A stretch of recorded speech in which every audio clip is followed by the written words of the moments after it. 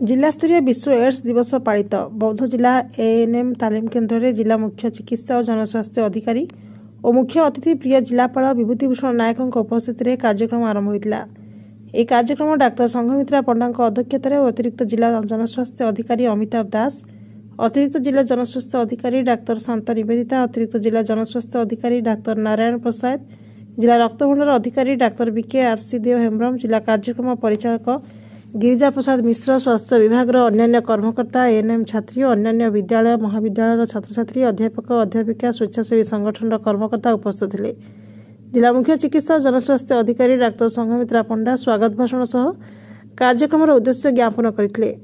अतिरिक्त जिला जनस्वास्थ्य अधिकारी डाक्तर नारायण प्रसाद आज दिवस महत्व संबंधित गुरुत्वपूर्ण तथ्य और सूचना प्रदान करते। कार्यक्रम शेष में जिला कार्यक्रम परिचालक गिरिजा प्रसाद मिश्र धन्यवाद अर्पण करते। यह दिवस अवसर में सकाल 8:30 समय एक सचेतनता पदयात्रा अनुष्ठित होता। यह दिवस बार्ता निज निजर पाख पड़िशा सांगसाथी समस्त को पहुंचाई अतिथि मैंने मत व्यक्त करते।